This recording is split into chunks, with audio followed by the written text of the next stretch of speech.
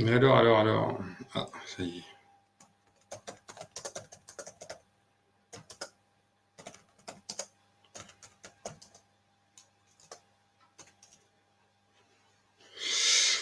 Bonjour Jonathan, bienvenue. En espérant que ça marche normalement, c'est parti mon kiki, ouais. C'est parti mon kiki. J'attends qu'en particulier Jean-Michel se connecte. Salut Francine. Pour parler d'éveil homme vite fait, le temps que vous vous connectiez un peu plus nombreux.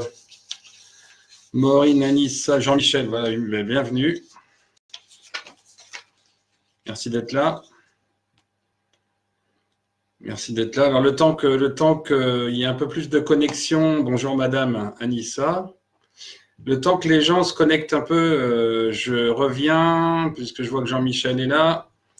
Je reviens sur la... Salut, bonjour Caroline.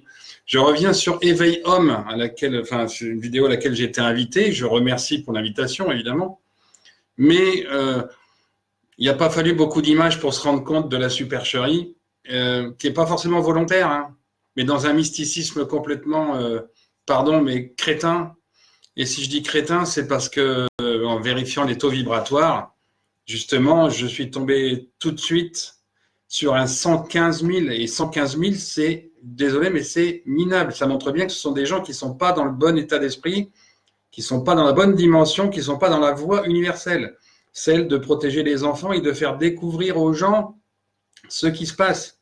Au lieu de ça, comme beaucoup, ils sont dans un mysticisme, dans des ténèbres, dans des ténèbres incroyables, quoi. Mais parler d'intra-terre, de je ne sais quoi, d'arcturien, de je sais pas quoi. Et stop. Après, vous avez le droit de les regarder, vous avez le droit d'apprécier, vous avez le droit de me détester parce que je dis du mal d'eux, mais des gens comme ça, on devrait pas. On devrait leur interdire parce qu'ils enferment les gens dans un truc de fou, quoi. Non, mais c'est comme si on disait la terre creuse, la terre plate, mais il faut arrêter. Les choses sont simples, on est là pour les décrypter, pour expliquer au maximum ce qui se passe. Et je répète vite fait, même si je l'ai dit dans d'autres vidéos plus longuement, je répète vite fait que les seuls... Effectivement, il y a des extraterrestres, effectivement, mais ce sont nos ancêtres, ce sont d'anciennes humanités qui ont évolué avec leur terre, comme nous, on évolue avec notre terre. Chaque humanité, tous les 12 000, enfin pas tous les 12 000 ans, tous les quelques milliards d'années, chaque humanité a sa terre qu'elle doit entretenir, dont elle doit s'occuper, dont elle doit cueillir les fruits au sens large, évidemment. Donc ce sont d'anciennes humanités et évidemment aussi d'autres terres, d'autres humanités sur plusieurs échelles. Donc vous avez plusieurs apparences, oui, ça je peux vous dire oui, entre gris, vert, bleu, jaune, noir, rouge, j'en sais, enfin peu importe, puisque de toute façon on n'aura jamais accès à la totalité des univers et des anciennes humanités. On est déjà foutu de comprendre la nôtre. C'est à l'image des météorologues qui vous prévoient la météo dans 20 ans, ou dans 50 ans, ou dans 2 siècles. Après-demain, ils ne savent pas. Si on prenait la météo de la semaine dernière, il devait faire beau lundi, mardi, mercredi, je ne sais plus quoi. Aujourd'hui, il flotte, c'est un flottage, je suis obligé d'allumer parce qu'il fait sombre toute la semaine. Et puis après, ça va changer. En fait, les météorologues sont bons quand il fait très beau ou qu'il fait très moche. Les extrêmes. Au milieu, quand c'est variable, ils sont infoutus de trouver. Mon globe, pour ceux qui... Je profite de la remarque de Jonathan et après on enchaîne. Le globe qui est là m'a servi de support. Enfin, imaginez que c'est la boule terrestre. Hein. C'est la boule. Le noyau. C'est pas sur le globe qui a ces lignes-là, c'est sur le noyau. Ce noyau qui fait... mince, j'ai oublié. 8000... j'ai oublié, 7988 km de diamètre et avec des excroissances qui sont à peu près de ce genre-là, de 6 km, qui ont permis à la Terre de se constituer. Bon, on pourrait y revenir éventuellement une autre fois par rapport à ça. Pour l'instant, on va repartir, on va suivre le fil d'hier avec le fameux Moïse et Gizeh. Voilà, c'est les lignes telluriques. Hein, grosso modo, ce sont les lignes telluriques, même si je me suis trompé un tout petit peu, au niveau de l'espacement arrivé au pôle. Mais voilà. Donc, on va repartir sur ce que je vous disais hier. Pour ceux qui ont suivi, et puis ceux qui reprendront, ben, ils reverront les autres, puisque ça fait que 30 minutes quelque part. Donc, je reviens sur Moïse, quand il se fait voler l'Arche d'Alliance en moins de 1949. Moïse, qui était donc le gardien de Gizeh, et Képhren, ses demi-frères. D'ailleurs, j'ai ressorti le listing avec leur date de naissance, non, je ne l'ai pas sorti celui-là. Bah, tant pis. C'était prévu. Donc, Moïse, c'est moins 2987, la date de naissance, et la date de décès, moins 2891. Il est bien mort à 96 ans et pas à 969. 96,9. 9 dixièmes. Ou 9 mois sur 12, à voir. Ça, c'est un détail, je m'en fous. C'est 96 ans. Et ses demi-frères sont nés un peu après. Il y a aussi, voilà, donc, ce qui se passe, c'est qu'en moins de 1950, il y a la fameuse, que je ne dise pas de bêtises, voilà, la guerre de Troie, la guerre de Troie a eu lieu en moins de 1950, entre moins de 1950 et moins de 1938. Et la guerre de Troie, ça correspond donc à l'attaque des Grecs sur l'Égypte, puisque Troie, c'était Alexandrie. Les Grecs attaquent par Hermès et Hercule, qui sont frères, mais qui sont frères aussi avec un certain pharaon qui est appelé Mykérinos. C'est quand même assez choquant de trouver un pharaon qui s'appelle Mykérinos. Et effectivement, Mykérinos a régné en fait sur l'Égypte, non pas comme un pharaon, mais parce qu'il était grec, et ils ont annexé pendant quelques années l'Égypte. Ils ont pris possession de l'Égypte pendant quelques années, entre moins de 1950 et moins de 1938.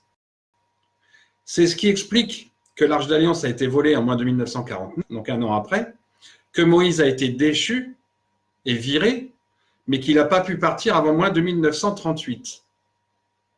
D'autant que au nord-est, il y avait le Nil, et il ne pouvait pas partir d'Égypte par le Nil, enfin il y avait de l'eau, quoi. Et là où c'est intéressant, c'est qu'en fait, à ce moment-là, exactement à ce moment-là, en moins de 1937, il y a une éruption volcanique qui se produit dans l'eau. C'est un volcan qui est sous-marin, au nord de la Tunisie. Sodome et Gomorrhe sont deux villes tunisiennes. De mémoire, c'est Assouan et Sousse, mais vraiment de mémoire, ou Kérouan. Alors, ne les prenez pas pour argent comptant, je n'ai plus les deux villes en tête. Et donc, Sodome et Gomorrhe sont deux villes tunisiennes. Et tout ça, ça a été raconté et inventé par Moïse en partant. C'est ça qu'il faut comprendre. C'est que c'est les 10 plaies d'Égypte, les grenouilles, les machins, les trucs qui arrivent du ciel et compagnie. C'est en fait l'éruption volcanique qui a lieu en Tunisie, au nord de la Tunisie, dans l'eau, quoi, dans l'eau. Et c'est ce qui explique du coup que l'eau s'est écartée pour Moïse parce que ça a créé un tsunami. Il y a donc eu un tsunami qui a affecté le Nil et qui a permis du coup à Moïse, qui a permis surtout à ses demi-frères et au peuple égyptien de le virer pour de bon, en traversant le Nil qui s'était reculé, qui s'était retiré, on devrait dire, pardon. Le Nil s'est donc retiré au moment du tsunami créé par l'éruption volcanique au nord de la Tunisie, dans l'eau. Ce qui explique qu'il y a eu des grenouilles, ce qui explique qu'il y a eu, quand vous prenez les 10 plaies d'Égypte, c'est une éruption volcanique en fait. Il n'y a jamais eu de 10 plaies d'Égypte.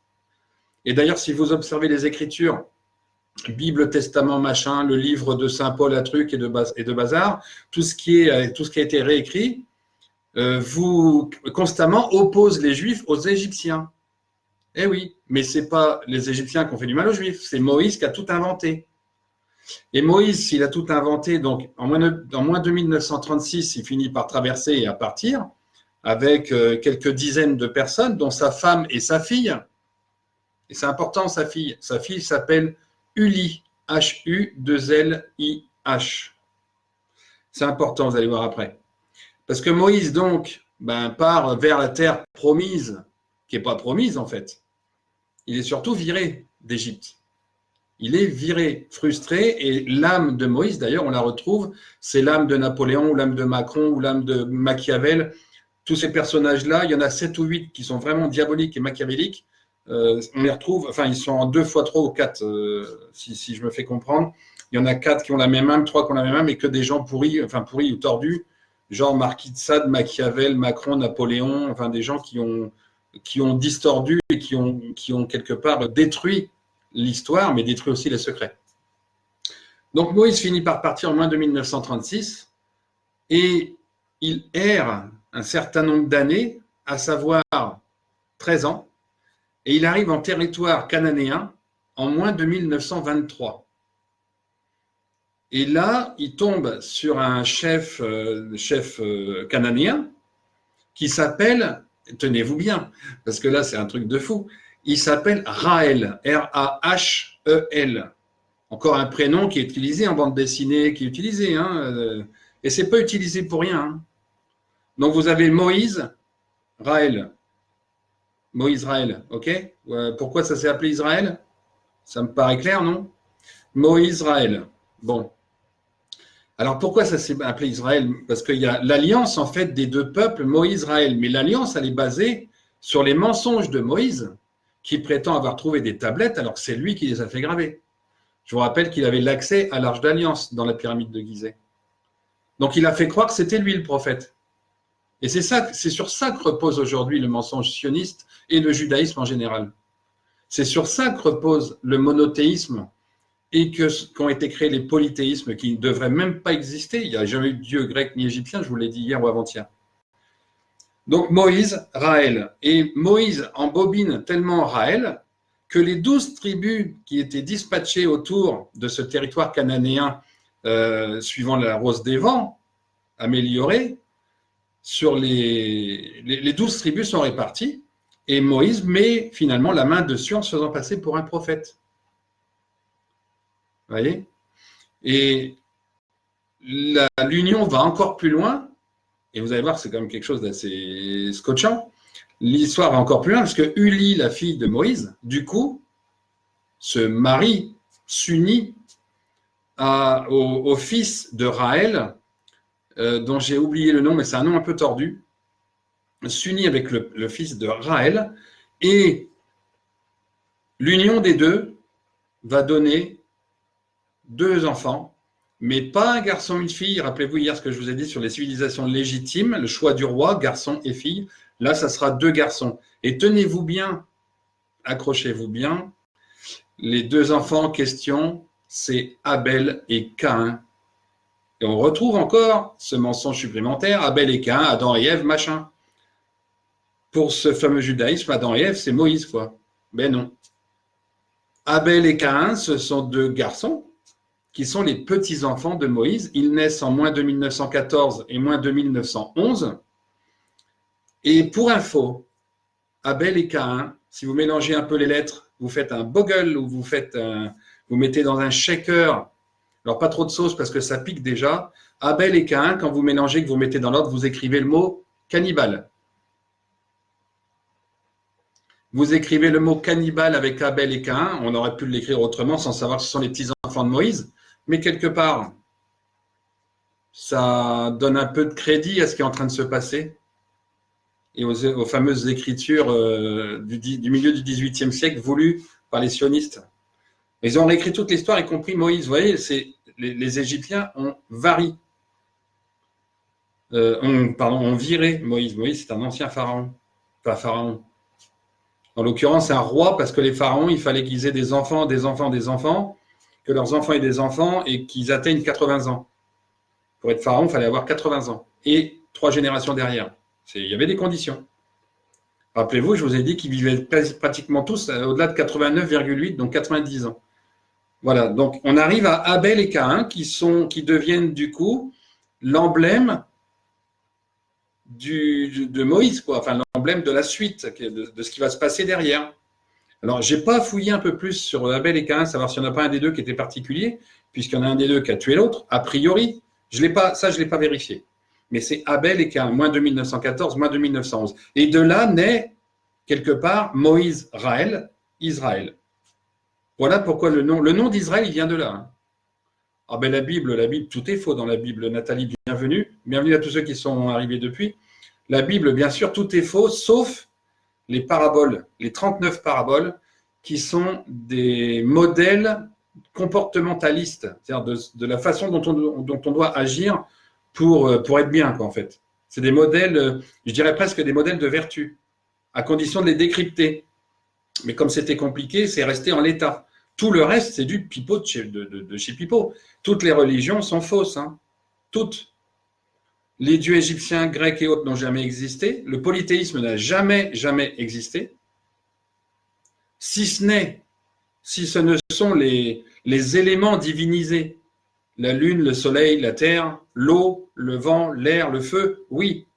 En ce sens de divinité, oui. Mais en ce sens, au sens des hommes, non. Jamais. Je vous ai dit hier, ils gravaient dans la pierre l'histoire de leurs ancêtres. La pierre, seul élément qui résiste à l'eau et au feu. Sur toi, Pierre, je bâtirai mon église. C'est pas Pierre l'apôtre, hein. C'est la pierre, le temple en pierre, les pierres anciennes, la roche, pas les parpaings. Parpaings, ça va disparaître comme qui rigole. Donc, voilà pour Moïse et l'histoire, quelque part, la naissance d'Israël, elle est là.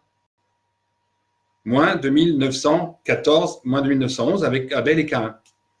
On peut prendre de moins 2900, on peut prendre la naissance de Moïse ou quoi que ce soit. Les rabbins juifs aujourd'hui vous disent que Israël est né, enfin que le judaïsme est né il y a 5776 ans.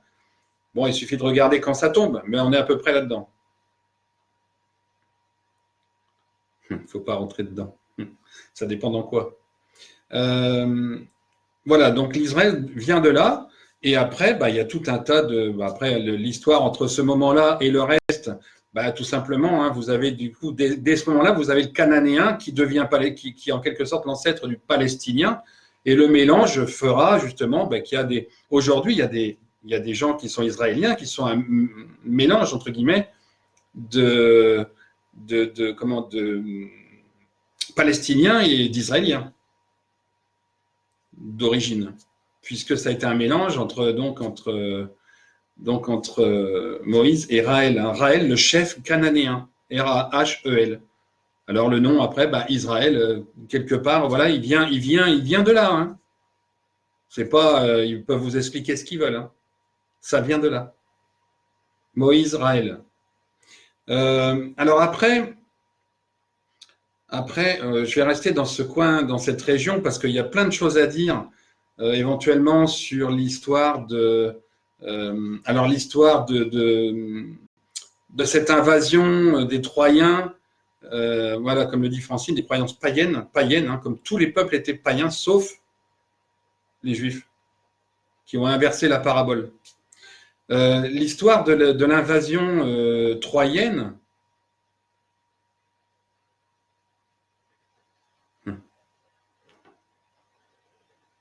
Ouais, c'est un peu ça, Audrey. Tout ce n'était que des humains, oui. Oui, c'est le judaïsme qui a inventé le polythéisme. Quant à Tessa, on a besoin de croire, oui, mais justement, on a le droit de croire à la vérité, et la foi, c'est de croire avant de voir. Et c'est surtout la vérité. Hein. La quête du Graal, c'est la quête de la vérité. Hein. Là, ce que je vous livre, il y en a peu qui l'ont, vous n'êtes pas obligé d'y croire, je l'ai déjà dit, et quelque part, personnellement, à titre complètement personnel, je m'en fous. L'histoire troyenne, donc, elle repose aussi sur Paris, le fameux Paris. Et Paris, en fait, c'est un roi égyptien, c'était l'amant d'Hélène. Et c'est pour ça, c'est un peu de là aussi que c'est parti. Ou que ça a continué, tout du moins, parce qu'il est né un peu après. Qu'est-ce que je peux vous dire aussi par rapport à ça? L'attaque, machin. Ici, alors, je vous ai mis en poste l'origine hyperboréenne, je ne vais pas y revenir. Je voudrais aller un peu plus loin sur la suite, en fait, par rapport à César, enfin, quand on commence à arriver à cette époque où il y a les Romains, hein, dont on dit que ce sont des guerriers, c'est bien évidemment du pipeau, sauf que, et notamment parce que la guerre des Gaules, c'est pas pendant César. En fait, la guerre des Gaules, elle a eu lieu entre moins 304 et moins 247. Ah, mais la foi, on a le droit de l'avoir dans tous les domaines, pas obligé d'avoir la foi dans l'Église. Hein. L'Église, elle est mensongère, elle est fausse, elle repose sur que des conneries. Et d'ailleurs, on va donc en parler maintenant. Je vais essayer de boucler ça en 10-15 minutes. Donc, la guerre des Gaules, c'est en moins 300, autour de moins 300 à moins 250. Il faut savoir que les païens, déjà, sont allés envahir Rome par Brennus, hein, en moins 600 et des bananes. Je n'ai pas sorti les dates ici. Donc, après, il y a des batailles, il y a des guerres, il y a tout ça. Mais il y a un certain peuple, à un moment donné, qui s'appelle les Parisis, par Isis, oui, par Isis, parce que c'est un peuple qui revendique une descendance, une origine liée à Isis. Donc, on doit comprendre par rapport à ça, lié ou plutôt au sionisme, puisqu'Isis est l'une des 4 enfants de Geb et Nout. Ok, alors que le Christ, Ivanhoé, est bien celte, a réuni un certain nombre de personnes et de peuples pour aller bâtir avec son parrain César. Et l'opposition entre les... Ça va être une... la guerre des Gaules, c'est beaucoup une guerre intercelte, en fait. Et ce qu'il va y avoir pendant César, c'est juste la guerre entre 2 courants celtes. C'est une guerre interceltique. Et le mot interceltique, avec le festival, il n'est pas là pour rien non plus. C'est une guerre interceltique entre Parisis et leurs soutiens et les Celtes légitimes, ceux qui... Oui, parfait, Audrey. Ceux qui donc descendent et savent que c'est Salomon l'origine. Parce qu'ils ont accès à l'Arche d'Alliance et pas les Parisis. Parce que justement, l'opposition, elle se fait là. C'est qu'il y en a un qui a l'Arche d'Alliance, qui a donc la légitimité, et l'autre qui ne l'a pas. Ok, j'évite de lire. Donc, il y a, au moment où César, dont les ascendants sont en partie grecs, au moment où Jules César arrive, la guerre des Gaules, tout ça, c'est fait. L'invasion, plus ou moins, l'installation en Gaule existe déjà. César va juste parachever pour pouvoir bâtir. Il va bâtir un maximum de ses 20 ans, donc en moins 52, puisqu'il est né en moins 73, donc 20-21 ans. À partir de moins 52, il va bâtir partout. Et à l'âge de 12 ans, il va commencer à emmener le Christ partout, parce que le Christ est né ici. Alors, ce qu'il faut que je vous explique, c'est déjà repartir de Marie, né en moins 53, de Marc-Antoine, né en moins 53, qui est le demi-frère de Jules César. Marc-Antoine et Marie se rencontrent de mémoire un mi-juillet, 14 juillet. Ce 14 juillet est très important chez cette famille. Et ils se rencontrent un soir, tout match bien, on va dire, et Marie se retrouve enceinte et accouchera le 14 avril, de jumeaux. Mais Marc-Antoine, c'est un stratège militaire et qui prendra donc la place 6 mois sur 12, comme Hadès en termes de planète dans le système terrestre, dans le cycle terrestre. Marc-Antoine prendra la place de César 6 mois sur 12, et notamment en Égypte aux côtés de Cléopâtre, pour faire illusion, mais aussi pour maintenir la paix en Égypte. Toutes ces histoires d'invasion que les Juifs ont inventées, que les Romains leur prenaient ci, que leur faisaient du mal de ça, non, ils venaient surtout rétablir la vérité et remettre tout dans le bon sens. Donc, Jules César, ça lui permettait d'être 6 mois sur 12 en Gaule pour bâtir. Qu'il y ait eu beaucoup de légions, oui, mais comme je l'ai déjà dit, quand il y avait l'équivalent d'une légion celte, il était censé attaquer à 10 légions, c'est faux.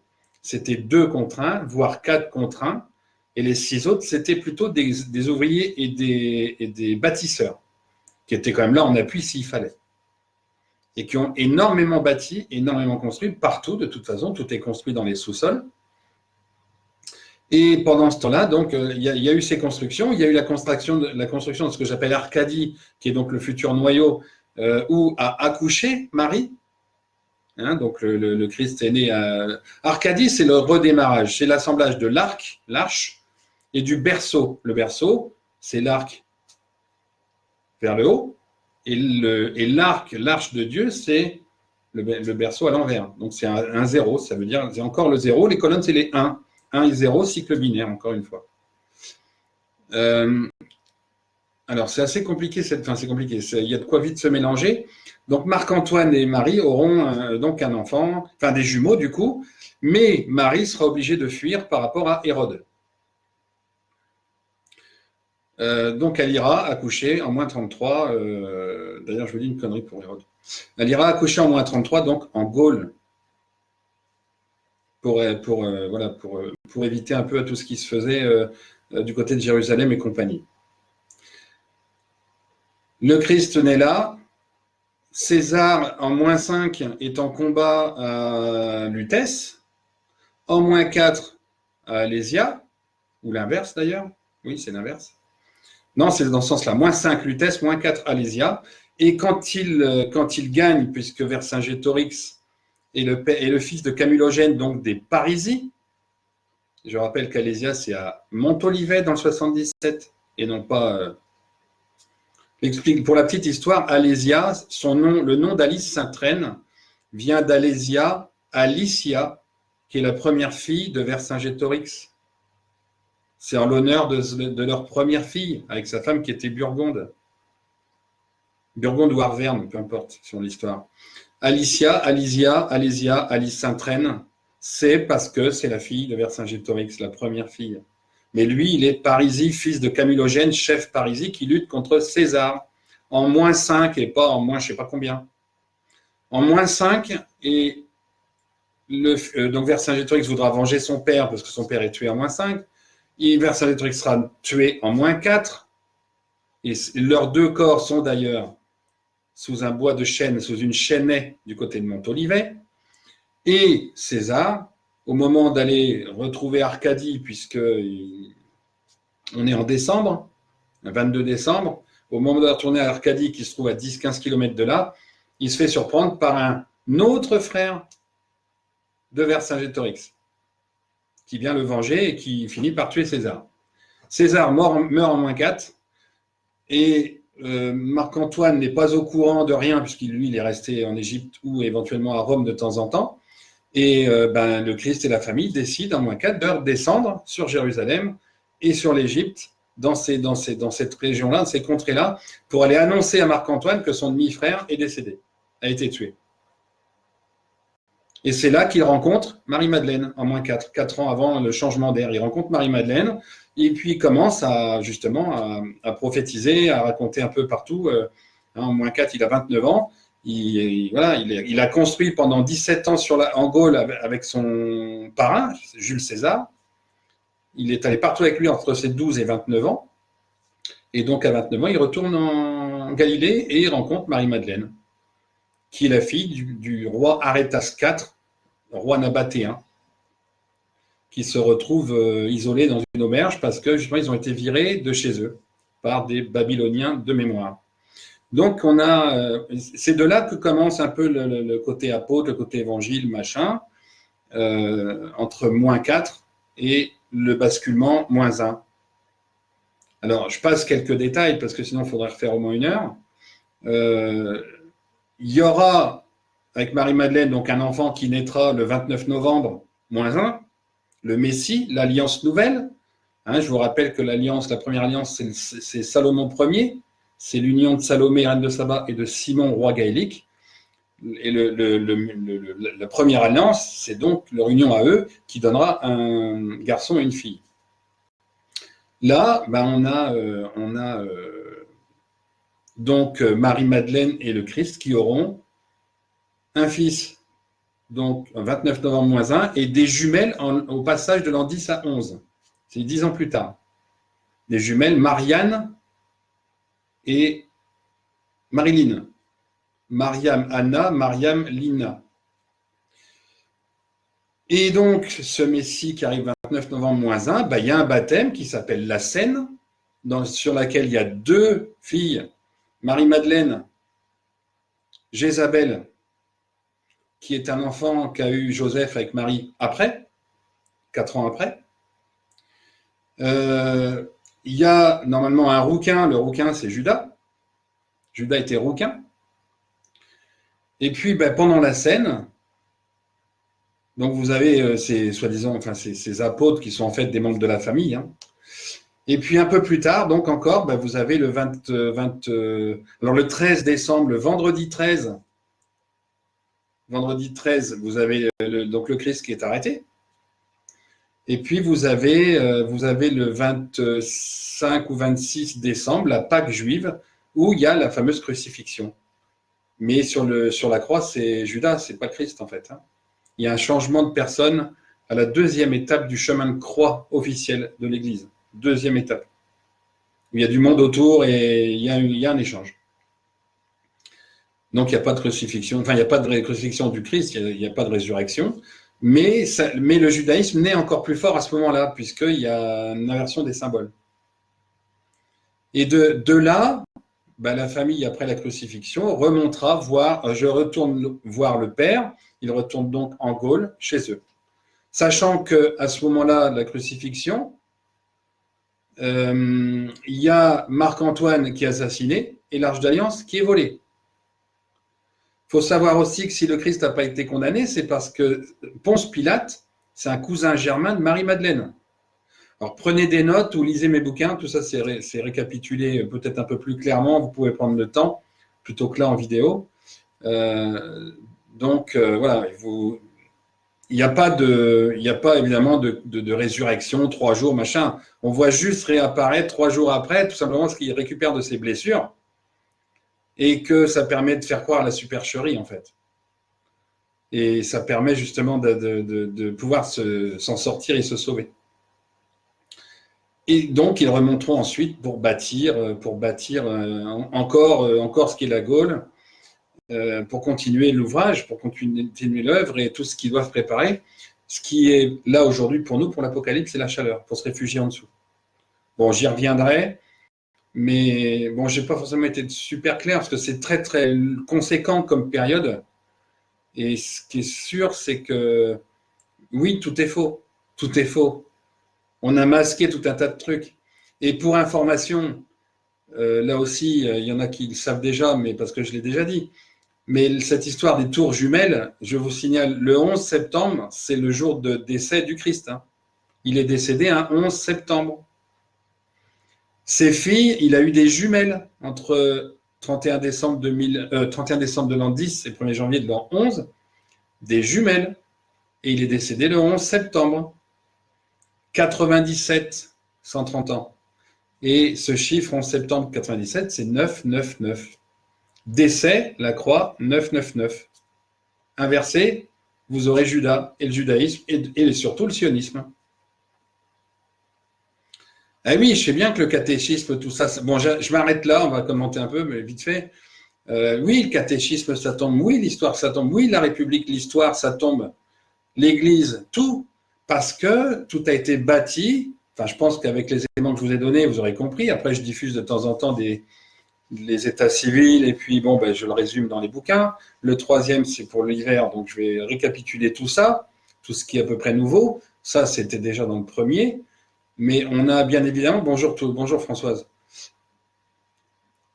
Mais le 3-11, oui, j'ai un avis. Tant que le 3-11 n'est pas passé, on ne peut rien dire. À mon avis, c'est une connerie. Mais bon, ça se trouve, il y aura quelque chose. Seattle, le 3 novembre, parce que le 311, le 11-3, le machin, c'est pas une date symbolique. Donc, mais ça peut, oui, sauf prévu à un moment donné. Voilà ce que je pense vraiment, c'est que ça a pu être prévu à un moment donné. Je n'irai pas forcément m'excuser, mais je reconnaîtrais si il y a quelque chose qui se passe le 3 novembre. Parce qu'il peut aussi se passer n'importe quoi dans la tête d'un illuminé d'aller mettre quelque chose pour faire croire. Hein, il y a aussi plein de choses. Il faut du discernement autour de ça. Pour moi, oui, il y a pu y avoir cette intention à un moment donné. Sauf qu'il ne faut pas oublier que maintenant, ce qui régit les États-Unis, c'est plus l'État, c'est plus le deep state, hein, c'est plus l'État profond, c'est plus l'État sioniste, c'est Trump. Et ce que vous ne voyez pas parce qu'il y a un différé, c'est qu'il y a certains cadres de l'État sioniste qui sont déjà exécutés. Même si certains, dont Alexis Cossette, sur lequel j'ai reçu des documents qui montrent que c'est peut-être pas forcément quelqu'un de complètement intègre, pas forcément vendu, mais pas forcément intègre non plus, rejette ces idées d'avoir des infos comme ça, que bah non, Obama il n'a pas été exécuté, c'est pas vrai, machin, faut pas écouter ces gens-là. Je ne vais pas donner mon taux vibratoire parce que ça sera prétentieux. Il est qu'à 640, hein. Il est aux 2 tiers du top, hein. Donc, faut arriver. Le taux vibratoire, il est important pour savoir qui en est où, en fait. Alors, vous êtes quelques-uns ou quelques-unes à me le demander depuis hier, j'en ai parlé beaucoup. Et ce que je peux vous dire, par exemple, par rapport au taux vibratoire, pour en donner 2 mots, mais j'en retoucherai peut-être encore trois autres mots samedi, dans une vidéo un tout petit peu plus longue. Ces taux vibratoires, il y a les 999 000 qui sont ceux qui ont toutes les infos, plein d'infos, des connexions très faciles, très rapides, donc dans la médiumnité vraiment approfondie, dans une communication verticale très, très facilitée, tout est open. Vous avez du 800, 850 000, entre 800 et 900 000, des personnes qui sont en cours d'évolution, qui sont bien, bien avancées en cours d'évolution parce qu'elles commencent à rattraper le train. Mais ça, je peux te le dire en dehors, Jean-Michel, juste après la vidéo. Vous avez du 600, 640 000, donc Révo et Alexis Cossette, parce qu'ils participent à l'œuvre de l'univers, mais sans utiliser la dimension verticale. Donc, il manque 1/3 de ce qu'ils pourraient faire en plus. Ça ne veut pas dire être médium, ça veut dire être ouvert, ça veut dire réfléchir, discerner, ça veut dire comparer, étudier, approfondir. Ça veut pas, voilà, il ne faut pas rester comme ça dans des schémas trop basiques. Ça veut dire qu'il faut utiliser aussi ce qui vient d'en haut. Vous avez du 400, 450, bon, on va dire que c'est déjà pas mal. Mais là aussi, il y a des manques par rapport à. Il y a le manque de temps. Par exemple, moi, je n'ai pas le temps de faire ci, pas le temps de faire ça. Il n'y a pas de réflexion verticale non plus. Et puis, vous avez en dessous de 300, j'ai envie de dire, comme ces élucubrés là, de éveil homme, avec son intraterre et je ne sais quelle connerie, qui sont à 115 000. Alors, ce n'est pas des gens qui font du mal. Ce sont des gens qui éveillent peut-être 1 ou 2 personnes par-ci, par-là, qui vont aller voir après autre chose. Mais en tant que tels, ce sont des enténébrés, quoi. Et après, vous avez des gens comme des satanistes, comme des Attali, comme des Brigitte, des gens qui sont répertoriés, enfin qui étaient pour certains, qui sont déjà décédés à notre avis, qui sont eux avec un moins 999 000. Et ce moins, c'est pas qu'ils ont très très peu d'énergie. C'est comme pour la parabole, ce sont des gens qui ont une énergie forte mais négative, mais dans le fond, c'est-à-dire à l'opposé, chez Satan, pour le nommer. Ils ont l'énergie maximum du malin. Nous, on a l'énergie maximum du bon. C'est une image pour opposer les gens, enfin pour faire comprendre les choses.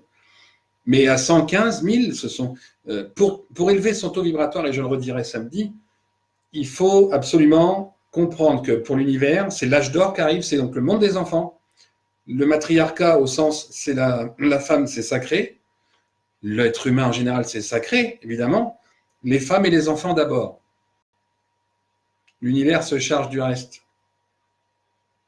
Donc l'engloutissement de maisons, les âmes qui partent, les gens qui décèdent, les trucs, les accidents, les compagnies. Et ça veut dire que si on veut élever son taux vibratoire, il faut dénoncer ce qui est fait aux enfants, il faut dénoncer la violence des hommes, des machins, il faut dénoncer les violences faites aux femmes. Ça, c'est rejoindre l'univers. Pour certains, ça sera un peu plus long, il y a encore un tout petit peu de temps, encore quelques mois.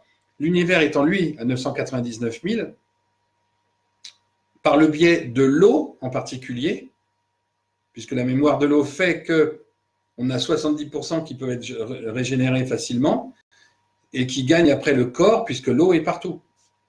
Mais j'en reparlerai samedi. Là, je fais pas.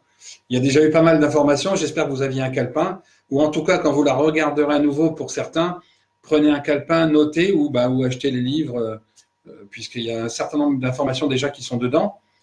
Tout ce qui est civilisation dont j'ai parlé là, n'y sont pas encore. Les religions, ça y est pas encore. Et puis l'hyperboréen, tout ça, ça y est pas encore parce que on me dit d'écrire qu'en hiver. Pour l'instant, j'ai d'autres choses à préparer et à finir. Et puis, vous expliquer un peu tout ça. La mémoire de l'eau, voilà. C'est par la mémoire de l'eau qu'on soigne en magnétisme et qu'on peut soigner du traumatisme dans des fontaines d'eau, de sources, c'est-à-dire qui sont sur les plateaux. Servis sur un plateau. Bon, ben voilà, je vous laisse là sur les commentaires, les questions complémentaires. Samedi, donc, alors demain, normalement, il y en a un. Vendredi, il y en aura un. Samedi, ça sera plus sur le taux vibratoire et sur les questions qu'on m'a posées, plus ou moins médiumniques, comme la reine d'Angleterre, par exemple. Et le taux vibratoire, on en reparlera aussi pour tout ce qui est un petit peu médiumnique. Donc, si vous avez des questions, que vous avez entendu des affirmations chez Pierre-Paul Jacques, la Terre est plate, par exemple. La Terre est plate, est-ce que tu en penses, machin? Baguette, Terre est plate, on me dira non. Mais on ne sait jamais. Vous avez des questions comme ça que vous voulez voir confirmées ou infirmées, posez-les avant vendredi, je vous fais une étude baguette, et puis samedi matin, on en reparle avec les questions, voilà, avec les réponses. Voilà, j'ai fini pour aujourd'hui, j'ai débordé de 30 minutes comme d'hab, c'est pas étonnant. Donc voilà, il faut que je m'arrête, sinon j'aurai plus de voix. C'est en train de casser. Bonne journée, excellente journée. Et puis, ma foi, à demain, on verra avec quelle période. Probablement le monde médiéval, les Templiers, par exemple. Et puis, le vendredi, on fera peut-être Jeanne d'Arc et puis Louis XVI. Ça permettra de faire 2 fois 30-35 minutes. Samedi, médiumnité. La semaine prochaine, ça sera plus compliqué. Voilà. C'est tout pour aujourd'hui. Soyez sages. Élevez votre conscience, élevez votre niveau. Et en aparté, je donne donc les taux vibratoires de Vali et de Jean-Michel. À très bientôt, à demain du coup, et merci de votre suivi. Bonne journée.